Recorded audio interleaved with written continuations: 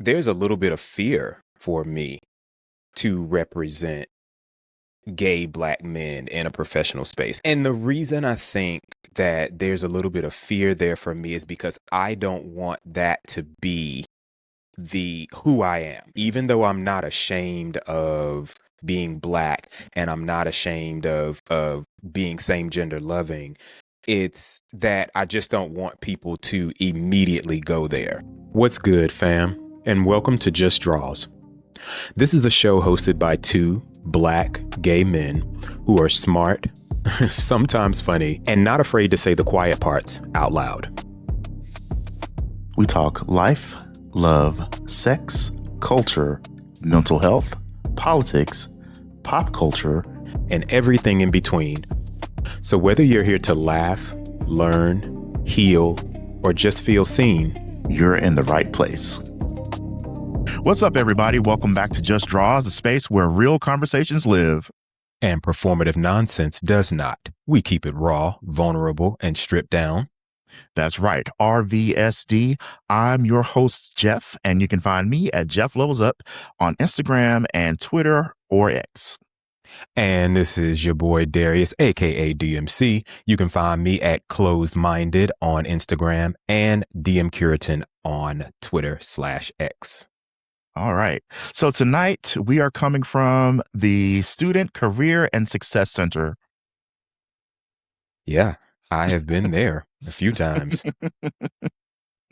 That's right. You gotta enjoyable.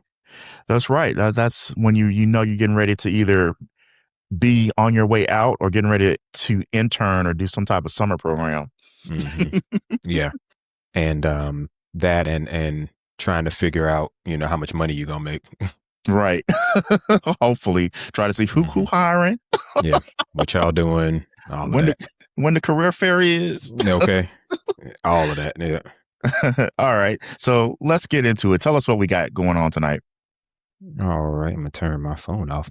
But all right. So today we're talking about something that a lot of us know too well. We're calling it Gaychivement. And it's pressure to always be exceptional, always be accomplished, always being impressive. And for a lot of us, achievement is not just about success. It's about safety. It's about respect. It's about being taken seriously in spaces that just weren't built for us. So today's real question is not just, are gay men overachievers, but are we achieving from passion or pressure? Are we grinding because we love it, or because somewhere along the way we learned that being impressive might make us more acceptable? This is not about dragging ambition at all. It's about unpacking where it comes from, what it costs us, and whether our grind really is serving us. So if you've ever felt like worth is tied to what you do instead of who you are, then this episode is for you. So let's get right on into it. Let's get into it. Yeah. So I mentioned in the opening there, my opening comments there, about Gaychivement. So what does Gaychivement mean to you? Okay. So Gaychivement for me has always meant the gay man's desire to achieve success. And that could be either getting education, it could be in trying to find fame, it could be achieving social media status or popularity, and doing things that lead to that in a way as to form some type of shield or safety net in case if the gay person in particular is not out yet and they're still kind of struggling with dealing with their sexuality, but they also want to make sure that, hey, I can't depend on mom, dad, brother, cousin, grandma, grandpa to help me financially. It kind of gives them this path to stay on so that no one can take this achievement away from me. And, I'll always have that, and I can always depend on myself if I can't depend on anyone else. That reminded me, when you were talking about safety net, that reminded me of the Cosby Show when Claire was talking to Theo after he had kind of left the house, and it was that episode where he forgot to pay his housing deposit, and like all of this other stuff was going on. And I remember Claire talking about, well, the thing is, you've never felt like you could stand on your own because we were always your safety net. So that always that stuck out to me when you said that. For me, Gaychivement, it's kind of three different things. It's a little bit of a joke, the fact of we're putting gay and achievement together and trying to coin a new term. So that's funny. But then I think it's also a coping mechanism, and kind of a lot like what you said about that safety net. It's a way for us to really cope with the fact that in some realms or in some instances, people don't have a safety net. They don't have people who are supporting them like that. And so it's like, all right, so if I throw myself into my work, or if I throw myself into all of the things that I can do in my education and all the achievements and accolades I can get, then that will kind of fill the void of the lack of support that I have. And I think that because we think like that, it becomes really psychological. It becomes something that that becomes a therapeutic or an issue for therapy, I should say, for a lot of gay men. And it's something that tends to permeate into other relationships. So whether those relationships are friendship or romantic relationships, stuff like that. But we're going to talk a little bit more about how Gaychivement kind of shows up in relationships. Yeah. Do you think that overachieving is a little bit more common in gay men, or do you think that that's just kind of a stereotype? There's always going to be the people that are the slackers, that just don't really have that desire, or they want the things, but they don't want to do the things to achieve the things that they want. Like, they want to have the success, the nice paying job, but they also want to be lazy about it, or they don't have the drive or the ambition. So I think it's pretty split across us as gay men or queer men and straight men. Because, as a man, we have the advantage, so to speak, when it comes to success. And there's always that drive, and it's, driven into us that, hey, you need to go out and, get your good paying job so you can take care of your woman or your man or whatever, just as a man, you're if the expectation is to be, heteronormative and take care of a woman, provider. Be the provider in the household. And that, comes along with the responsibility and that expectation that as Americans, that's just what you do. You don't sit at home, you don't get benefits, you don't, sit on your ass and become a house husband. You are to go out into the world and become successful. And, that could be working from bag boy to manager to district manager at the grocery store, or it could be, hey, I'm about to, cut hair and own my own shop one day.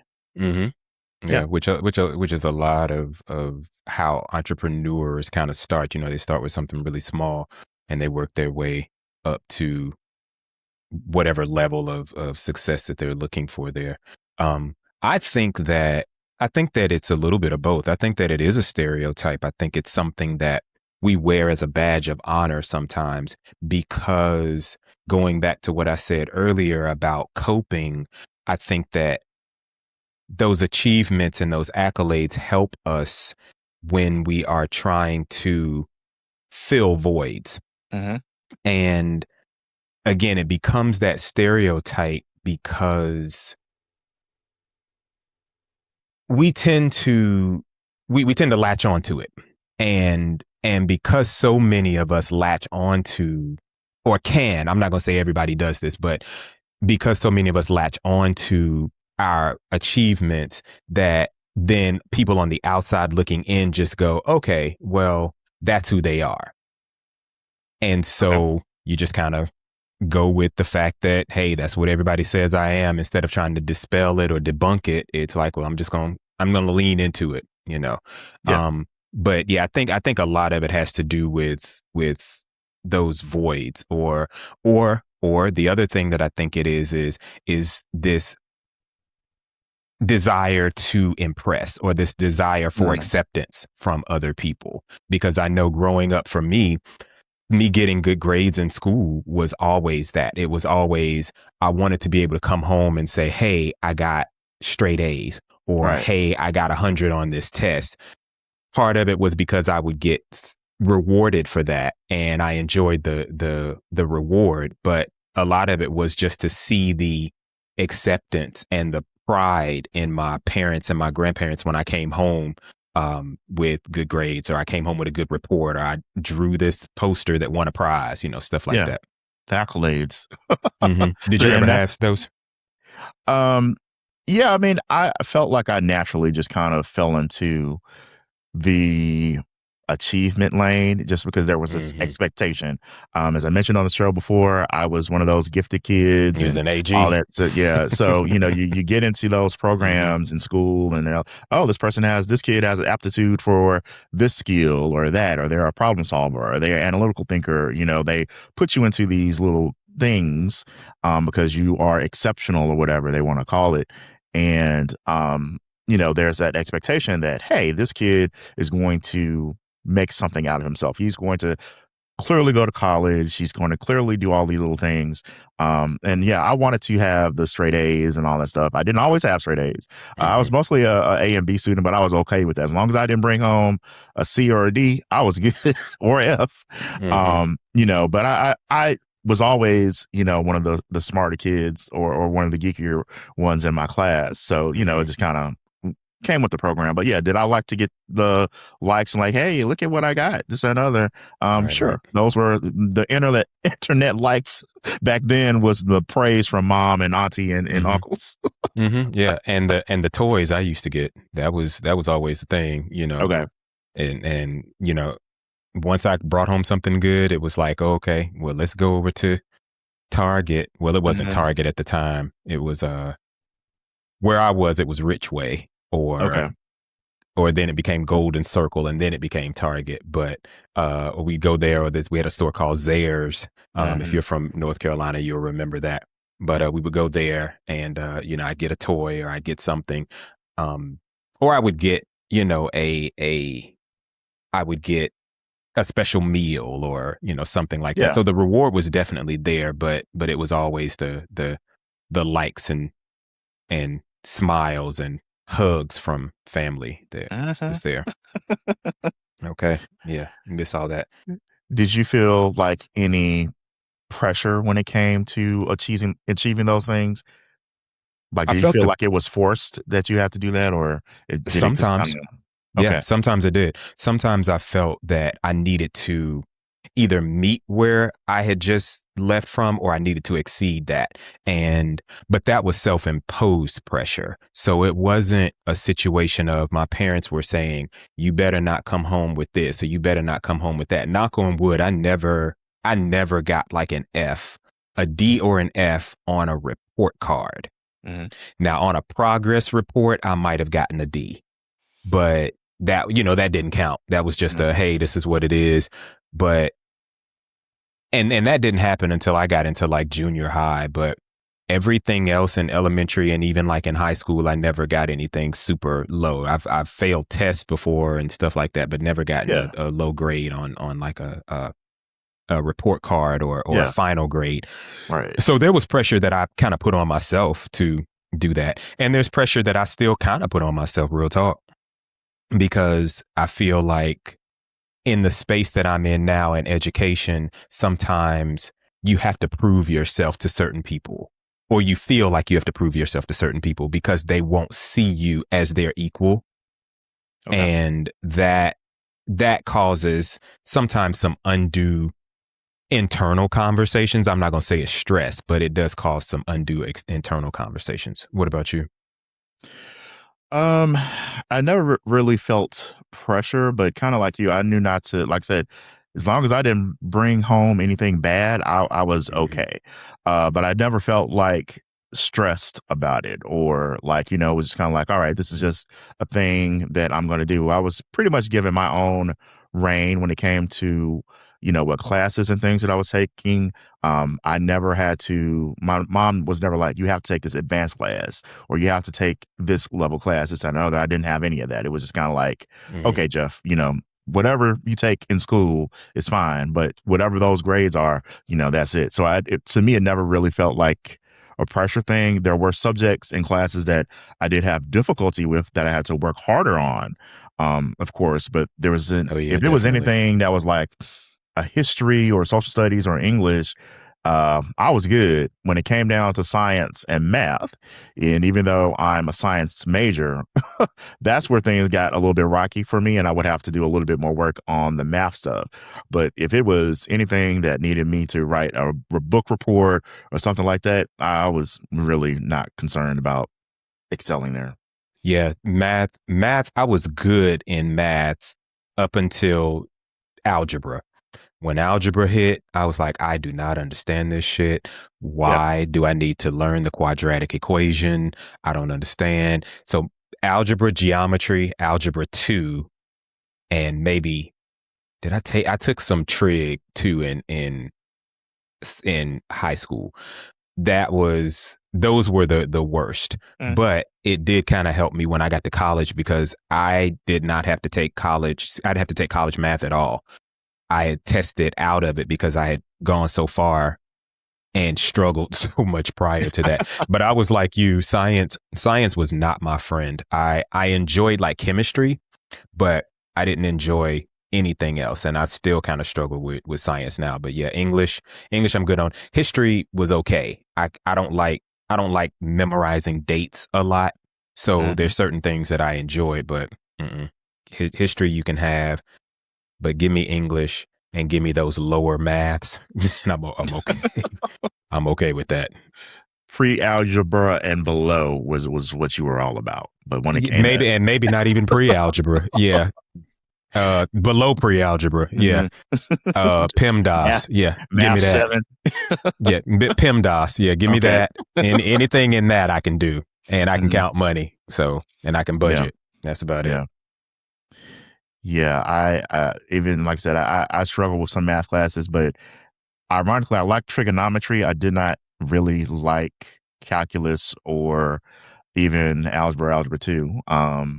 But yeah, trigonometry was good because I could apply what I learned in that into physics, which was the only other physical science that I liked. I really didn't like chemistry, and biology I just did not like at all. It was just kind of like, oh, why do I have to do this? Because I'm dealing with electronic things. I don't care about genes and all this and all that jazz. So yeah, but the things that I was interested in, I did a lot better on. But stuff, if I wasn't interested in it, it was just very difficult for me to focus on it. So did you do now you took biology, right, in high school? I did, and I had to take it in college as well because I was a science major, so they made us take all of them. Yeah, I took biology too. Now in high school, did you do dissections? We dissected the frog. There was also a class where they dissected a cat, I think, or something. God, a cat. Yeah, some type of mammal. I didn't have to do that. So I took biology 1 and 2. We did the frog in biology 1, and then we did a fetal pig in biology 2. So we didn't do a cat. I don't, that feels a little weird to me, but okay. Yeah. Were you ever taught, directly or indirectly, that being successful would make you more gay acceptable? I never really thought of it like that. Okay. Because again, growing up and pretty much going through my initial gay phase in undergrad, by that time, I was pretty much on my path of what I was going to be doing professionally, earning my degree. So it never really occurred to me to relate that until later in life, once I got older and got around more gay men, gay professional, successful men, quote unquote. And then you kind of see that maybe it's just the circles that I was in, but we started noticing that, oh yeah, that's so and so, this, that, and the other. They work for big company name. They went to this school. They got this degree. They got this advanced degree. And then you just kind of like start noticing, oh, well, all these gay dudes seem to be very successful. And it's not every gay guy that I've met, especially here in Atlanta, has had that path. They've been successful in other ways without having to earn advanced degrees. But either the company that they work for or the industry that they're in. They just had some very successful and good jobs. So, Hmm. but I never really related it or even noticed that pattern until I was in my mid 30s. Okay. Yeah. I will say, yeah, I feel the same way. I never thought that being successful would make me more gay acceptable. I don't think that was ever a thing for me. It was just I was already in the space of being successful, and I was already in the space of being successful due to those trying to be accepted in those family or familial spaces. So it was commonplace for me. So when I actually started engaging in my gay side of what I was feeling, like, again, I was already there, and I wasn't in a space of, well, I want to shift and change who I am because of this, or to fit into this group. It was like, okay, here's who I am. If I fit in, I fit in. If I don't, I don't. But yeah, the successful thing was always there. It was front of mind for me in most of what I did. So when you say success and Mhm. combine that with your family, Yeah. were you like considered like the smart one, the successful one, the good one? Like how would you say your family would describe you as far as comparing you to other family members that were like D. your same generation? D, all of the above. Everything you just Okay. said. Yeah, I'm usually the smart one, quote, the successful one. Not that there are other people in my family who aren't successful, but I think in terms of society and what my job is and the prestige that it has in society as an Mhm. educator, I think that most people view that as success, and they think I'm rich for some reason. And I'm like, no, that's definitely not the thing, because I struggle just like everybody else. Okay. But yeah, it's just I don't have 10 kids that I have to feed and all of that stuff. I'm by myself. And then Mhm. the good one, yeah, when I was younger, I definitely was the goody two shoes. I was the one that never got into trouble, never did anything that was rebellious in those terms. I never was in the back smoking, with the rest of the guys, or doing all this crazy stuff. So Mhm. yeah, but I didn't feel that there was a push for me to do that. That was just kind of the space I fell into, and it was the space that kind of felt comfortable for me because, well, it felt comfortable for me because of the fact that I wanted to please my family. Mm. And I was kind of that people pleaser, like, okay, I definitely don't want them to be mad or be upset at something that I did. So let me always do this. Let me make sure that I stay on my P's and Q's. Let me make sure that I take care of my homework. Let me make sure I do all of these things. But yeah, again, there wasn't a push from them. I feel like it was more of a push from me. Okay. What about you? Yeah, I kind of felt like I would have fallen into um a little bit of all three as well, just because um I always had the stereotype of being a little bit smarter because I was interested in computers and technology. And at the time, I was the only person in my family that was really into that stuff.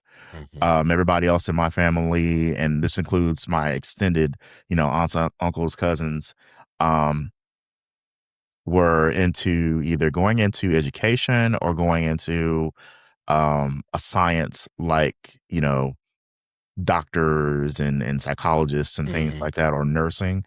Yeah, Um, you've talked about your aunt that's a therapist, right? Or a psychologist. yes, she's a psychologist. Got you. And so in my family, technology was just not a lane that a lot of people were into. And so because of that, I think that kind of like set me apart because it would be like, oh, Jeff, do you know how to do this type of thing? Or can I do this? Can you help me, install this program or uninstall this? Or my phone is doing Mm-hmm. this, or my computer's doing this, or my VCR is doing this. My TV can't do that. Like I ended up Right. being, Mr. Fix It for Mm-hmm. things just because that was my aptitude, was learning how electronics worked and playing video games and stuff like that. So troubleshooting and problem solving came natural to me. And I never really got in trouble because my my mom was a law enforcement officer. Yeah, you talked So, about that. I was not the type of person that did anything that wanted to, you know, bring Piss her dishonor off. to Okay, my right. family. I know. I wasn't about to do anything that was going to end up making her look bad because Mm-hmm. I decided to skip school or, shoplifted something or, anything like that. So, yeah, I did not want that. Oh So, yeah. yeah, so and then I consider myself to be, you know, all of my siblings have been successful, and most of the family that I have is successful. Most of us have college degrees and have gone on to do advanced degrees or have, nice jobs. Most of my family, there's nothing wrong with working in retail or anything like that, but most of my family is white collar. And that's Okay. just, kind of how we ended up. Or if they're not white collar right now, they may be on the path to becoming white collar because they've decided to go back to school or something like that. So, Okay. Well, that's good. Yeah, I think most of my family,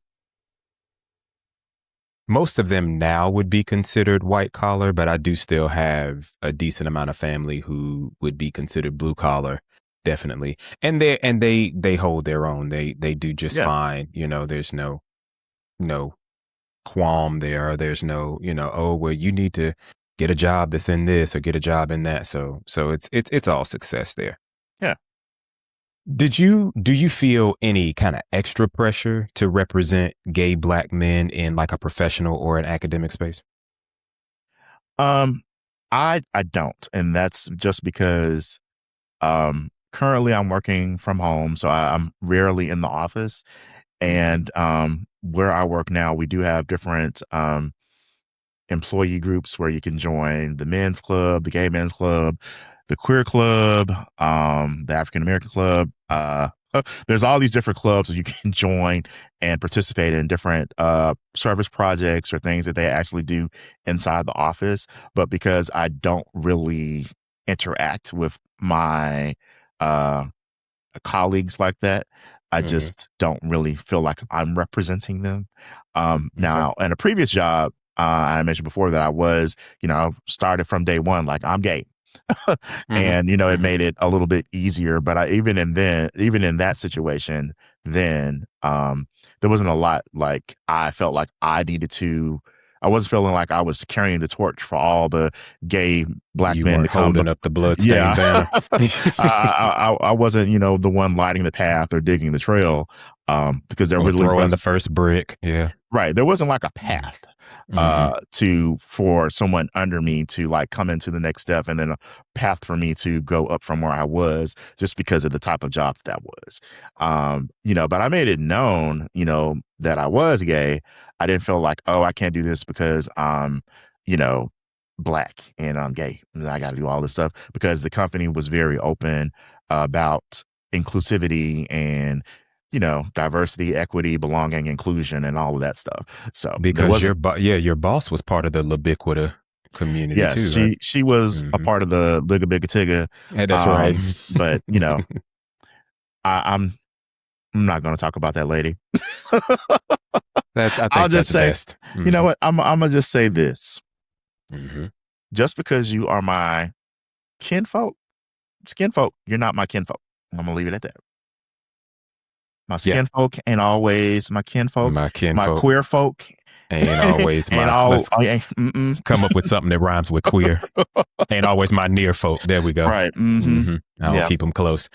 No. So yeah, real talk, being vulnerable here, there's a little bit of fear for me to represent gay Black men in a professional space.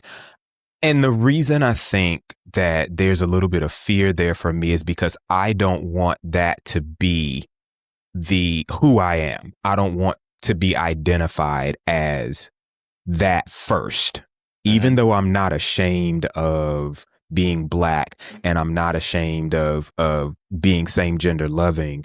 It's that I just don't want people to immediately go there with that. When they see me, I don't want them to think that. And even when I was coming into the understanding that I had and the attraction that I had to guys, and that was later in life, that was the one thing that I did not want to do. I was like, I don't want people to just be like, oh, that's, DMC, he's gay. Like I didn't want that. And I wanted people to see other things about me. I wanted them to see, okay, he's smart. He's this, he's a great this, he does that. And then, way down the line, maybe number 10 or 11 or so on the list of attributes, then gay would come up. But I never wanted that. And it's been like that for as long as I've been in my career now, which is 25 years.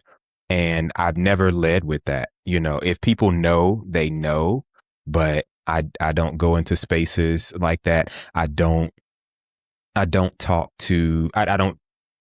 join groups, on my campus that are part of the Libiquita or that talk about that. I don't do the marches or the pride anything, even though there are people who are like, they don't really care. I just stay away from that. And I mean, I think that's still something that I'm dealing with in terms of my professional career. I'm cool with it in my dating life and personal life and stuff like that. But I feel like I always want that separation. Yeah. I mean, RVSD. But that's valid. I mean, I definitely, we got to get some shirts made with that on there. I definitely can see why or where you're coming from with that, because you want to be known for your merit and the quality of your work and not necessarily just, oh, there's the Black gay guy. Because, we don't want to be reduced to, and there's nothing wrong with being Black. There's nothing wrong with being gay. But a lot of times society kind of puts us into that box. And then, oh, well, he's a Black gay guy, so he's going to be our representative, or let's ask him, is this okay because he's Black or because he's, gay? Let's get his opinion on these things. And you end up, you can't be the data broker for everything that is Black and gay. Yeah, and I don't want to be the teacher and the professor and the conduit for everybody else. And that's the thing too. It's like, okay, look, there are certain things. I mean, in this world of what we have left of DEIAA, in that space, it's like, I don't want to be necessarily the one that has to teach you every single thing. Now, if I'm close to you and we have some exchanges and you're open to correction on certain things, then I'm cool with that, especially when you get into spaces, because I'm in a space that is majority populated. It's not as minority as some of my other spaces that I have been in, or not even as minority friendly sometimes as some of my other spaces. But it's like, even though I'm a minority, like I don't want to, unless you're open to really hear those critiques and those criticisms, and to hear how you're using microaggressions here, but you're not catching that you're using microaggressions. Like I don't feel like being the one to have to teach you that all the time, or being the one, like you said, that is the data broker of all of that. And, oh, you know what? I have a concern. Let me go to him. No, so I don't want that. And that may be part of the fear too for me, is that I don't want to be relegated or reduced to just that. Yeah. I totally understand. So yeah. So let's move on and talk about let's talk about dating. Yeah. So do careers, money, and titles play a big role in the gay dating culture? Hell yeah, they do. Especially in this area where I am right now. Okay. So I live in Maryland, but specifically DC is notorious for people leading with their accomplishments and leading with what they do for a living. And that being one of the first outside of the aesthetics, but that being the one of the primary things that leads you into conversation with people. And for me, that stuff doesn't really matter if you're able to take care of yourself before I'm in the picture. I'm good with that. I just don't want to come into the picture and then all of a sudden now have to take care of two people. That's another fear of mine is having to take care of somebody that I haven't been in a long-term relationship with. And we haven't established that, okay, hey, we were good up until this point and we just happen to have some bad situations. But yeah, I do think that careers, money, and titles definitely play a bigger role than a lot of people expect, or a lot of people admit. There's a lot of other things that play roles, but I think that keeps people in the space of you as an individual. Yeah, because you'll see, or I've seen rather, on social media a lot of times where there'll be these discussions about, pick these three guys and so has this and so has this and You so just has that. responded to one recently.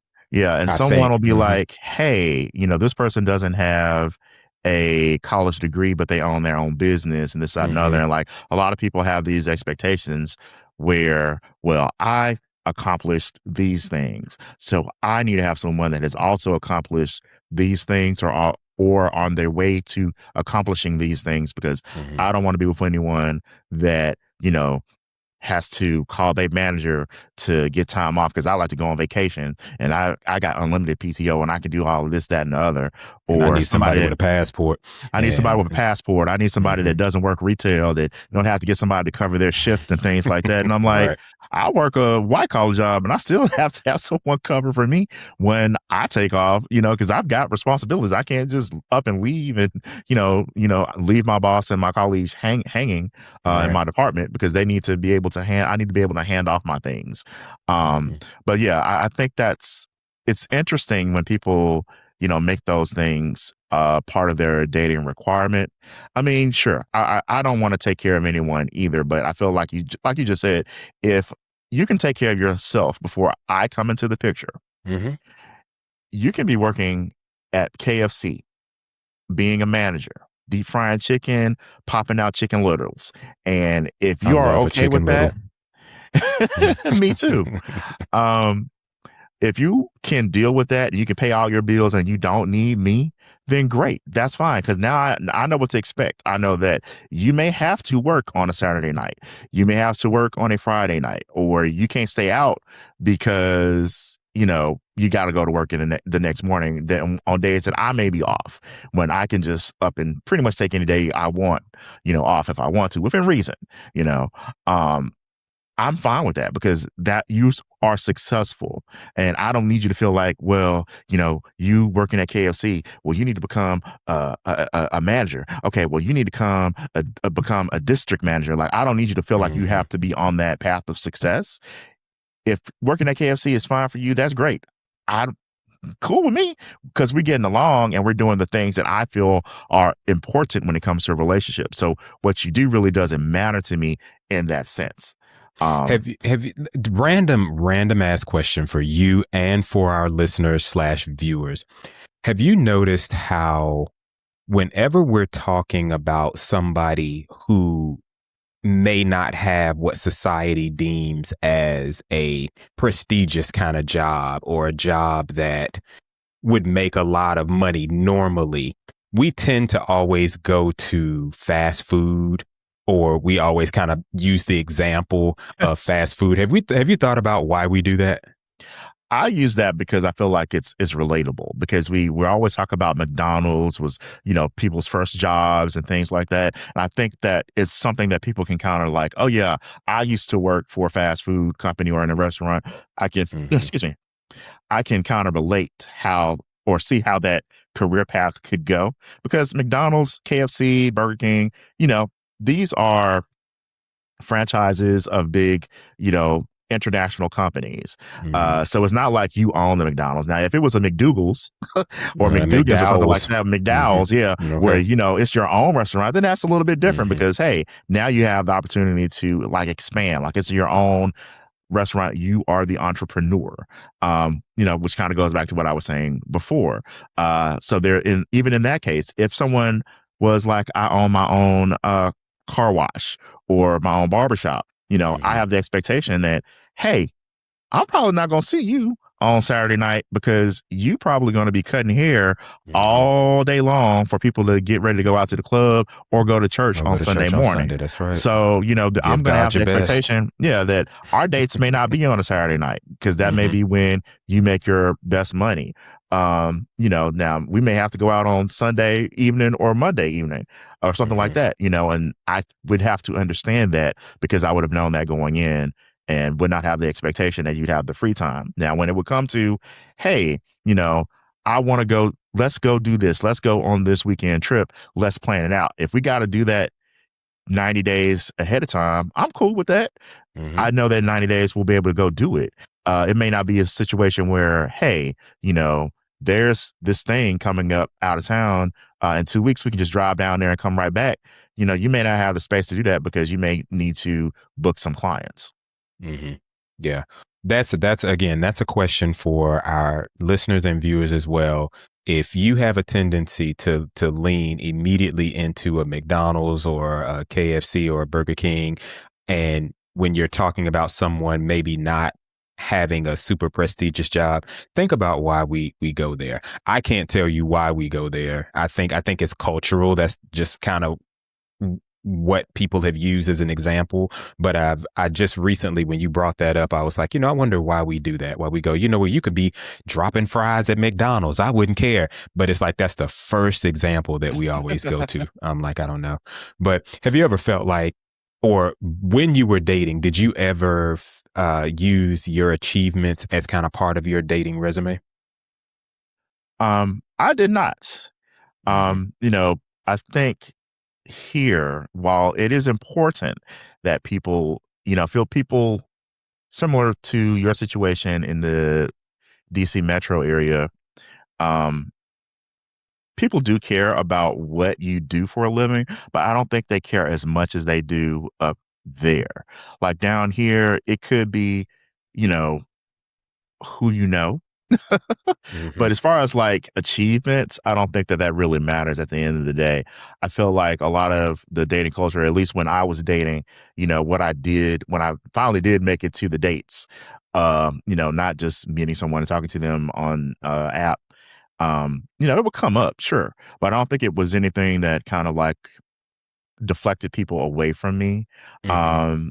Because there was been times when I've been here where I was jobless or Yeah. between Yep. jobs, or I Yeah. was just like working, not the most prestigious job. I wouldn't have the word manager behind my name like I do now. Mm-hmm. But before I never felt like I was unsuccessful because I mean I had I've had my master's degree for a minute, so I was not clearly I'm not dumb. Right. Not that Right. that means that, I would be if I didn't have one, but I never felt like I needed to lead with those things. Like if it came up in conversation, oh yeah, I work for this company or this is what I do. I work tech support. I'm in a phone bank, whatever. It wasn't anything that I felt like ashamed of because I always presented myself in that, hey, I can take care of myself. I don't need you, but we can go out and do these things. I don't need you to pay a bill for me. I don't Yeah. need you Yeah. to pay for my food.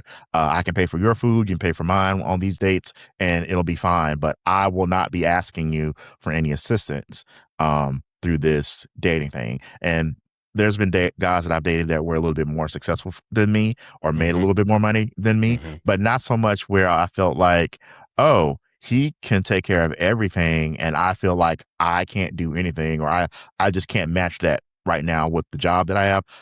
I've never felt that. Okay. Yeah. I I've never led or put that on my dating resume. I actually don't even talk about it when I meet somebody for the first time, that's Mhm. never one of the first things that I talk about, unless the conversation goes in that direction. Like if they're saying, "Oh yeah, I just got off work," or they're talking about, "Oh, work was horrible today. I'm so glad to be home." If it starts out like that, then I might ask, "Okay, hey, well, what industry do you work in?" Or if you don't mind me asking, "What do you do?" Stuff like that. But it's never something that I lead with. Usually somebody else will ask me what I do before I ask them. So it's Mhm. always interesting there. But no, I never lead with that. And I tell people all the time, if your job is more than 3 words, I'm not going to remember what it is anyway. So, when people start there, when you say, "Oh, what do you do?"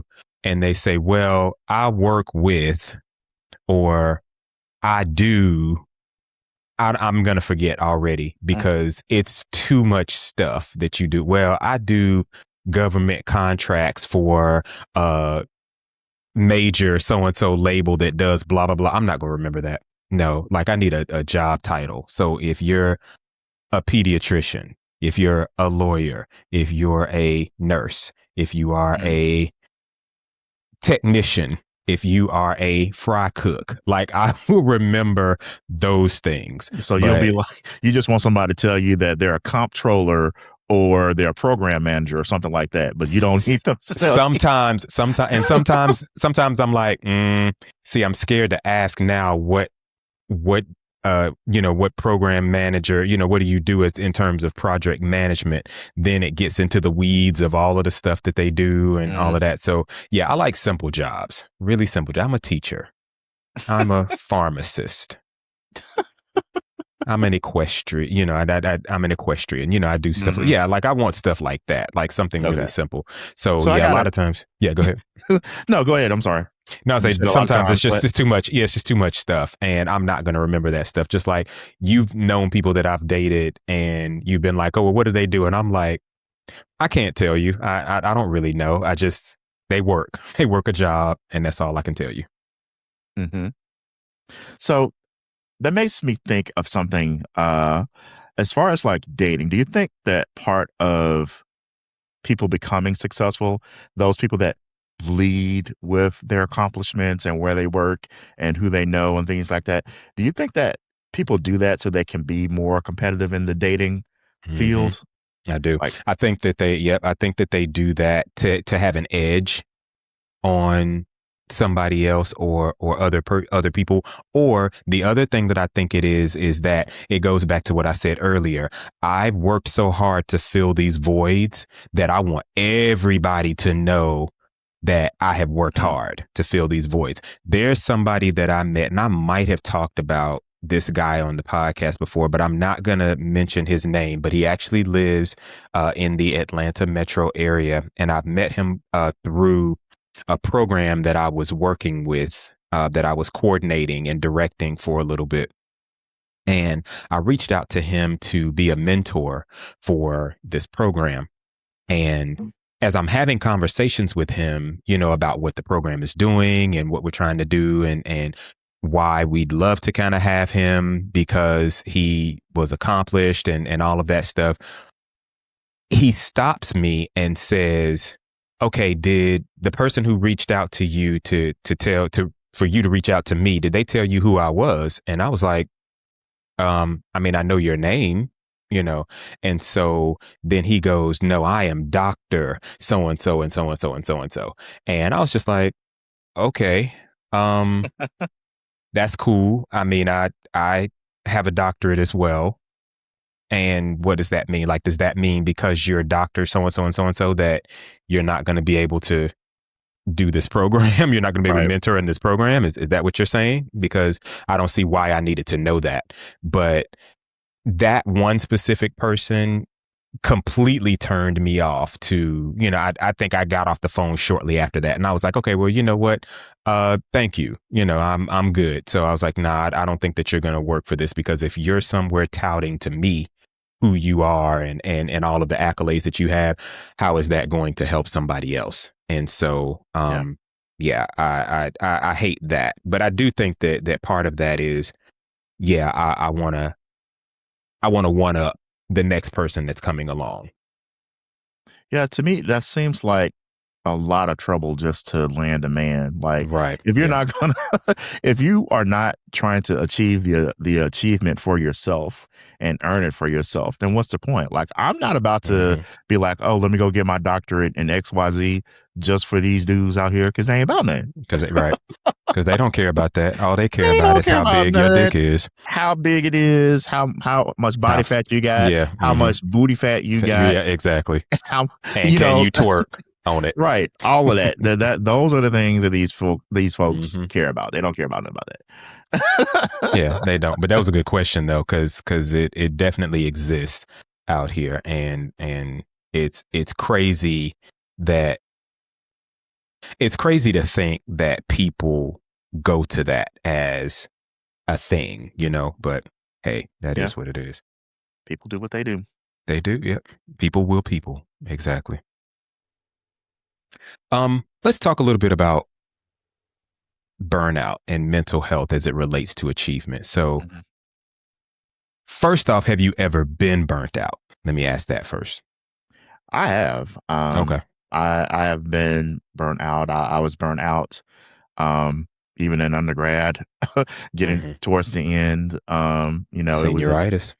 got senioritis and was just like tired because I had always been on this path that I was on for so long that I was like, I don't even know if I really want to do this. And here I am in the last, lap of the race, Hmm. um, and about to cross the finish line. And I'm just kind of tired. Like, and it was just felt like, yeah, I'm about to finish, but man, I don't want to do anything right now. Like there were times when would look back, and I feel like this now that I wish I could have taken the white people gap year, where once I Mm. finished and got my my high school diploma, I Hmm. wish I could have just taken a year off and not done anything, and just let me go to Africa And discover and see and discover discover America. myself and Hmm. discover America or something. Let me go Hmm. backpacking through the Alps or something. I don't know, but just something to kind of like maybe let myself see a little bit more of the world before I be like, hey, this is what I really want to do after I've spent these 12 months just kind of looking at different things. Um, because coming from a small town, there was a lot of things that I didn't have any type of recollection to. Like, I couldn't relate to, riding on the subway or anything like that. Or just being in a big city and filled with, skyscrapers all around. And I kind of wish I did have that experience then, and maybe I would have approached going into college a little bit differently. But by the time I was getting ready to graduate, I was like, I don't want to go to class. I don't want to do this. I don't care. It don't Hmm. really matter.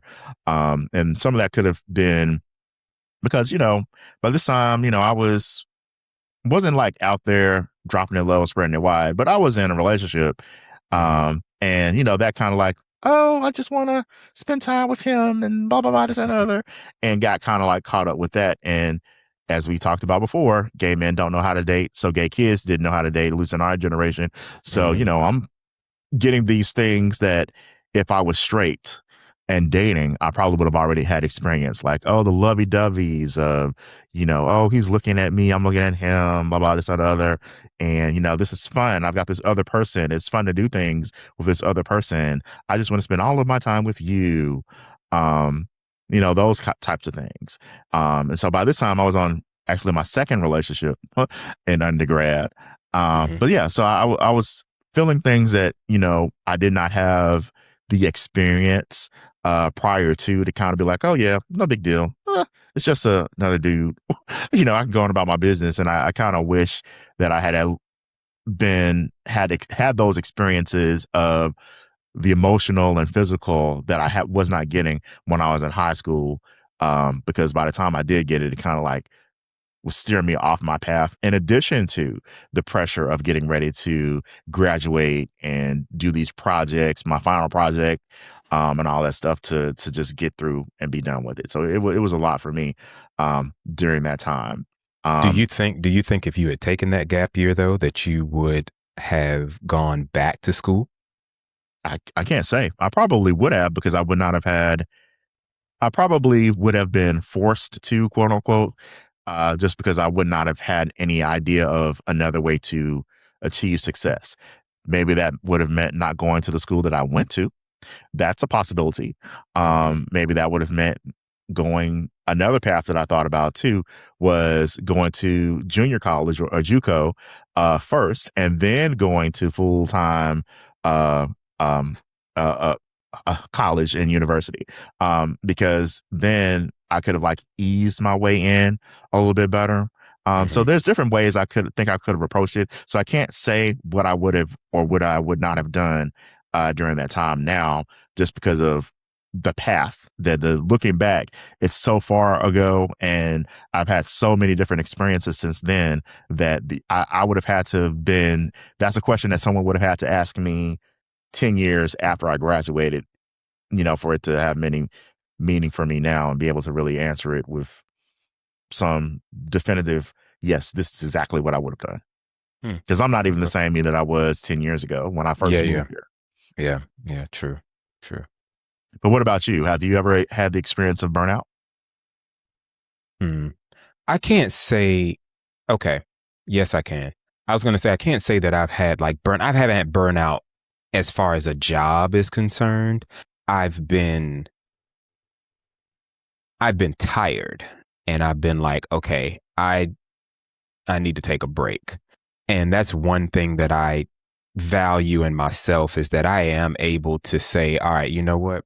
I'm not going to do shit today, Mhm. or I'm going to get this done. And then after this gets done, I'm not doing shit for 2 days. I'm not going nowhere. I might take some phone calls, but that's about it. So I'm really good with that whole work life balance kind of thing. Mm. But I have definitely been burnt out in other areas of my life, uh, with trying to date, which is an achievement within itself.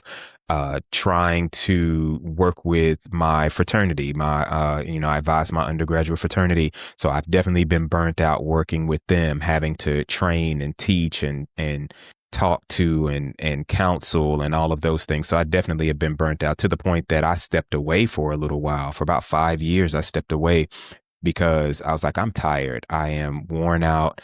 I I I can't seem to do anything, Mhm. right. Like the productivity just wasn't there for me anymore. I felt like I was stagnant, and so I was like, I've got to step away for a little bit. So that's how it kind of looks for me whenever I just get like super tired. I mentioned to you before we started recording that, I came home from work, and I literally like was like, I'm tired. I want to Mhm. just lay down. And I laid down and I passed out. I was just like, yeah, my body was like, yeah, it's time. It's time to chill out a little bit, because you have Shut done, down. yeah, shut down. We're going to recharge a little bit. We're going to shut down. Batteries completely dead. So that was what it was yesterday. But yeah, it looks like that for me. I don't get to the point where I let it get too bad. And I think that's a byproduct of seeing other people let it get bad and how it affects them. And I'm like, oh yeah, nah, I don't want that to happen to me at all. So, and like I said, I will take a break, and just, whenever I feel like that's it, I'm not doing anything right now. There's some stuff I'm supposed to be working on. I was supposed to work on some stuff today, and there was so many other things that popped up. I was like, you know what? If I get to this, I get to this. If I don't, fuck it. Yeah, But do you ever feel guilty when you're kind of taking that break or taking a step back and you're not being productive? I don't. Okay. Okay. Yeah, I don't. Because I know part of me kind of settled into knowing that there are parts of me are that want to do things that lead to achievement, but I'm also a slacker. And Mm. I know and can recognize when I'm in slacker mode. Eventually I will get into, all right, I got to get this done. And then I'll just hyper focus on it. But that also kind of comes with, I think, being an achiever and being independent, because you tend to be the type of person, I tend to be the type of person that does not ask for help. So I could be about to drown and be like, oh, I'm okay. I'll take care of it. It's fine. Like the meme where it's fine. It's fine. It's fine. It's fine. And the whole building is burning in the meme, and the dog's just like, yep, I'm good. It's fine. I'm that type of person. Eventually I'll figure it out and I'll get to it and take care of it. You know, but yeah, I know that I will end up just making up for it. And then once I'm done and I hit submit, send, or finish it up and save, I'm good. Then I'm relieved, and then I'll beat myself up, be like, I procrastinated and sat on my ass all this time when I could have just knocked this shit out and went on about my business and been done. But I'll beat myself up for like those 5 minutes and be like, all right, well, let me go shop on something on Amazon. Let me go to Popeyes and get a big box. My mind will just go on to something else, and it doesn't last long enough for me to feel bad if I take the break, because I feel like on one hand, I'm entitled to take breaks. I don't need to put myself in this position where I'm stressing myself out over not taking the time to do something earlier that I could have done. So yeah, I don't feel bad about it. I mean, I know I could do better. I should do better, but I don't. I do feel like time management is something that as a project manager, I'm supposed to be very on top of. And so I do that better at work than on my own personal life. But that's something that I just know that I have to work on. I have the ability to do it. I have done it before. It's just always a struggle. So all right. How about yourself? No, I don't feel guilty. I will harp on it a little bit, like, okay, I really need to do this. I really need to be working on this. I really need to be working on this. And then what my brain starts to do is it'll go, okay, yeah, we need to be working on this, but all right, here's what we're going to do. Let's just relax the rest of the night. And then tomorrow we're going to do this, we're going to do this, we're going to do this, and then we're going to do this. And so then I come up with like this game plan to justify my non-productivity. And then it pushes me sometimes to be overly productive like the next day, which then results in me having to crash out because I have done too much for that day. But yeah, but the days that I am like super productive, I like to reward myself. So I'm like, okay, yeah, I was really productive today. So, you know what, I'm just going to chill out. I'm not going to work on anything this weekend, or I'm not going to work on this. Let me go ahead and knock this out so then I don't have to worry about it. But now I don't really feel guilty necessarily. But like I said, I will put myself in a space where, I know I need to be working on this. I know I need to be working on this. I know. And sometimes I'll wake up in the middle of the night with those thoughts, like, oh, okay, tomorrow I need to do this, or when I wake up I need to take care of this. So yeah, not guilty though. But all right, let's have some RVSD moments, some raw, vulnerable, and stripped down moments. So have you ever chased success to avoid dealing with anything that might have been emotional in your life? No, full stop. Okay. No. Okay. Yeah, that hasn't really, to me, it's just kind of, again, success has been something that has been an expectation for me, at least externally from, family and pressure from that side of things. But as far as me trying to, let me go get this certification, no, it's been my driver for my success has been, I want a higher paying job, or, I want something to give me a little bit more feather in the cap to get some more money. Those have been my motivators, but not the emotional stuff. Okay. I think I have chased, not necessarily chased success per se, but I've tried to mask the emotional stuff that I was going through with being productive and taking that off my mind. Like if I'm going through something and I'm thinking about something, I'm like, okay, well, you know what? I'm just work on this. I'm gonna do this. I'm gonna do that. And so to kind of curb having to deal with it at the time. So I think I have done that just a little bit. And if success equals productivity, then yeah, I have. But I haven't like gone back to school or done something to say, okay, hey, I'm going through an emotional state right now, so let me go get another degree, or let me go get a certification. Not hadn't been anything like that, or let me go get another hustle, job or something like that. But I have thrown myself into work and things that are going to be productive in order to not deal with that. Okay. Now, answering the question that way, I don't think that has been my situation either. Normally, I just kind of like, when I'm dealing with my emotional things, I just kind of deal with them. But I don't Mm-hmm. think I feel like I don't, my distractions, because I have different hobbies, video games, stuff like that.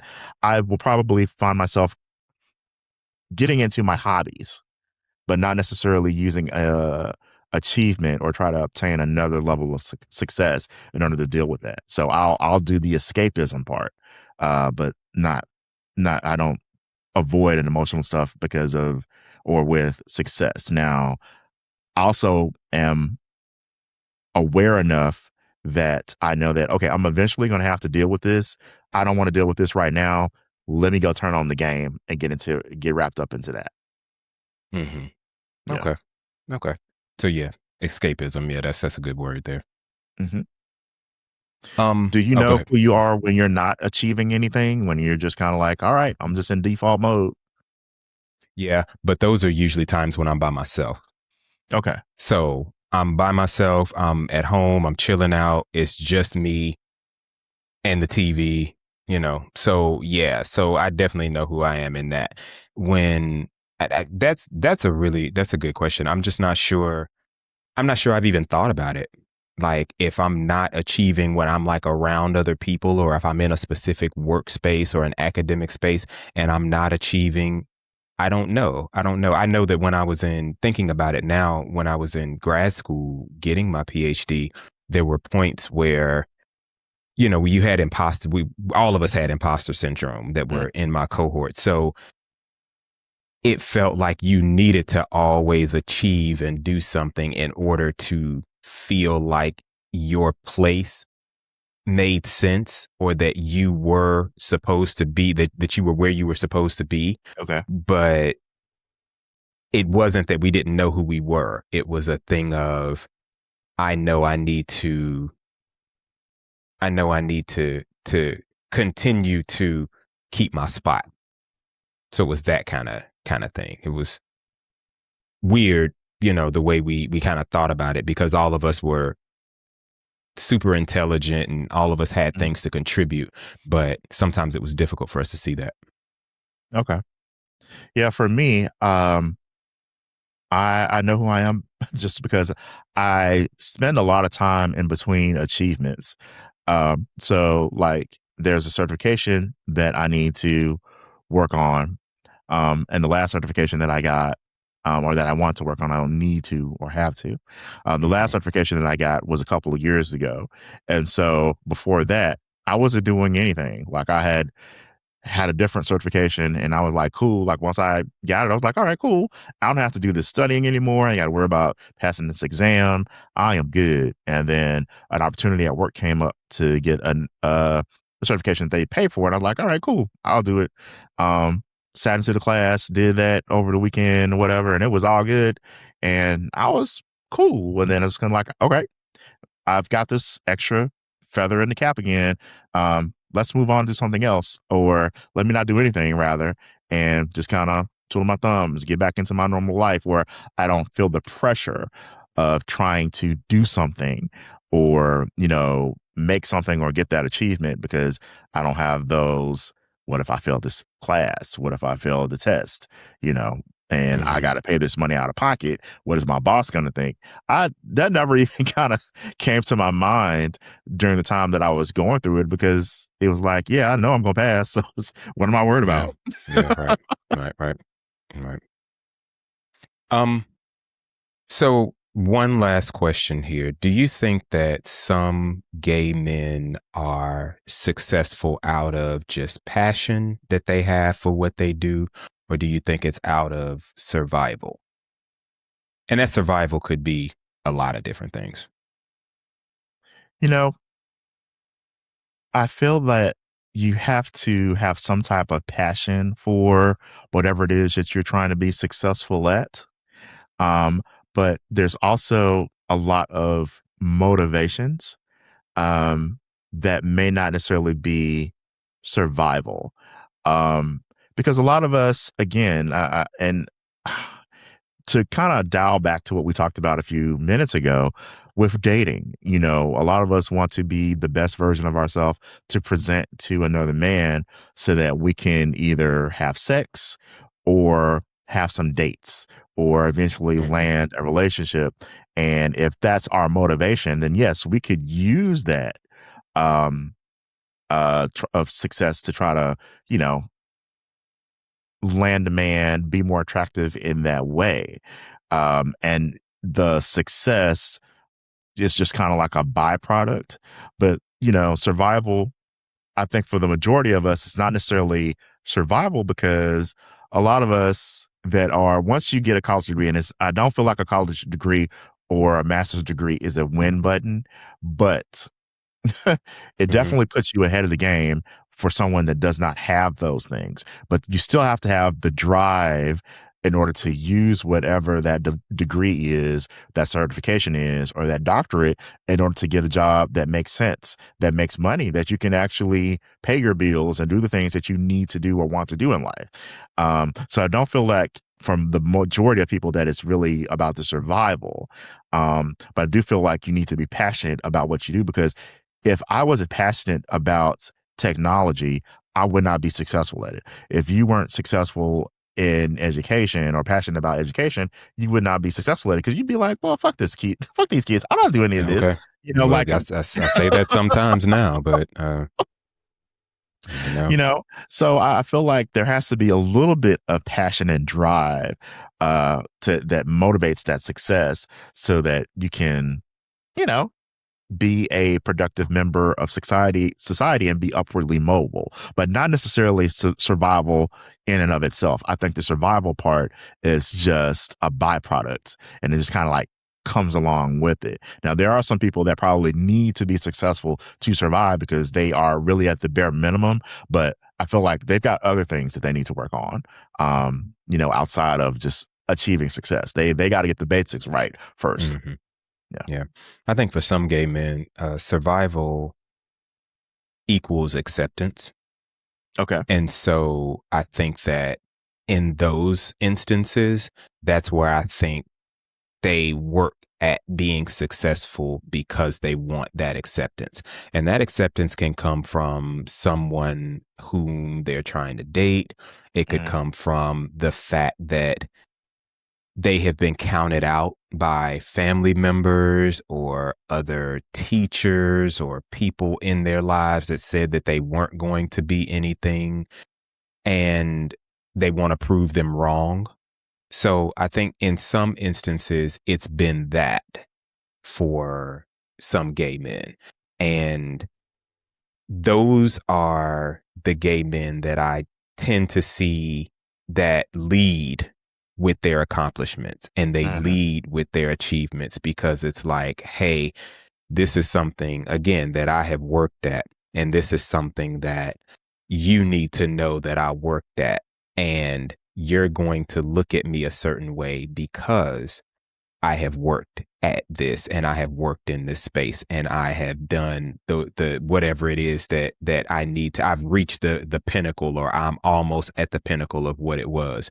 So I think some people are, some of us, I should say, are that. But I do agree with you when you talk about how a lot of people have to have that passion and that's what keeps them there. Mhm. It's not necessarily the success that drove you to that, whatever it is, what field you're working in or the job that you're on or whatever, but it is the passion for whatever it is that you're doing that's kind of keeping you there. But yeah, I do think that some of it is like that, Okay. that it is survival. So anything else you want to add about gaychivement? Um, Not that I can really think of. I do want to say